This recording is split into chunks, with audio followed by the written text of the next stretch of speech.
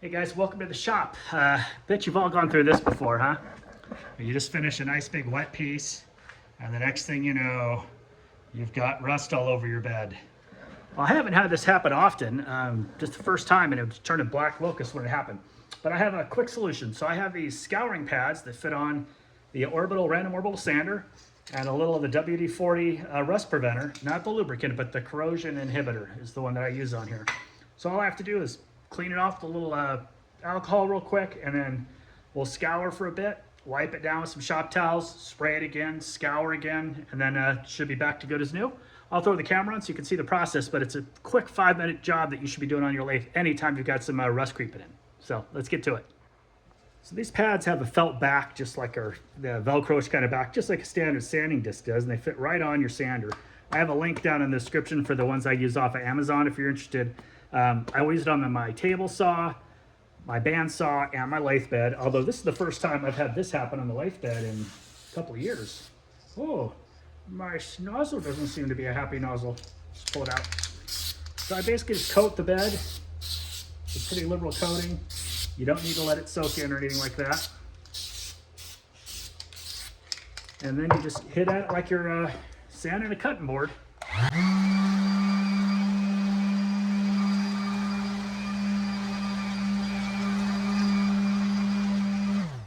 See, picks up a lot of gunk there. That's about all I usually run it for on the first pass. And grab some shop tails and wipe it down, and you'll see if you got everything. And if not, you go back and hit it a second time.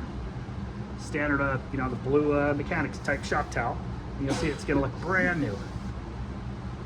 And while you're doing that, if you're using a penetrating type of lubricant, like well, not lubricant, but a rust inhibitor, like the WD-40 brand, it has they call it a capillary action. I have no idea where the capillaries in metal are, but it's supposed to be able to soak in nice and deep into all of the little nooks and crannies on your lathe bed. And if you notice now, so over here, you'll see that the rust should just slide back and forth nice and freely now. No rust there.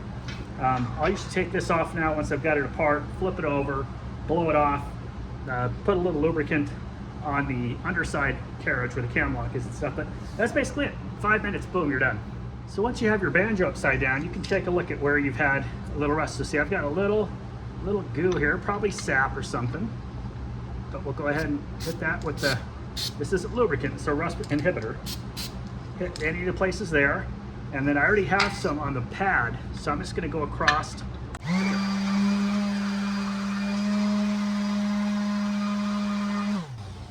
Again, that's all there is to that.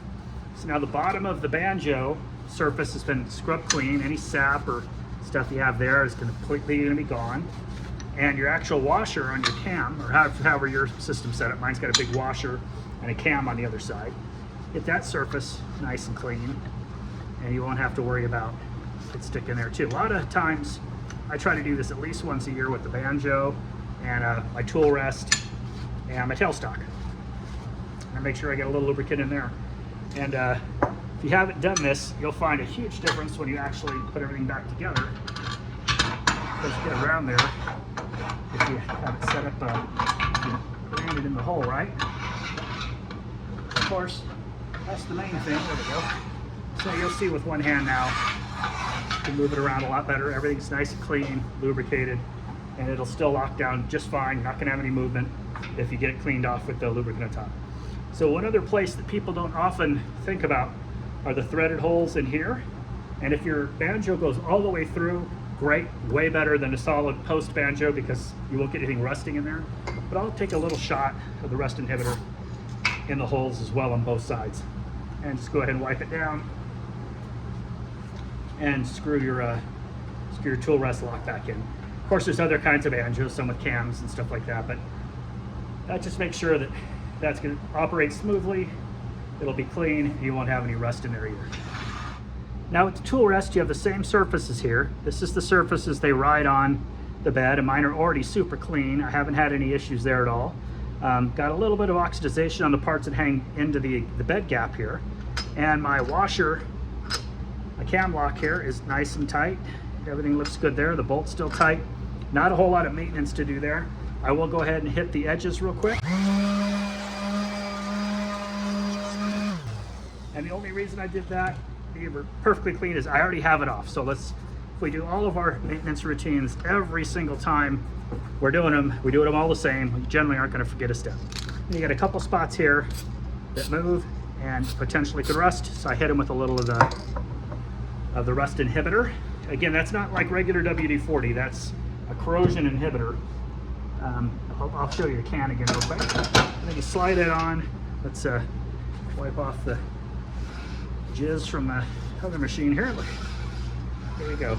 That's not the heaviest tool rest in the world. Excuse me, a tailstock, but one hand, one finger, back and forth.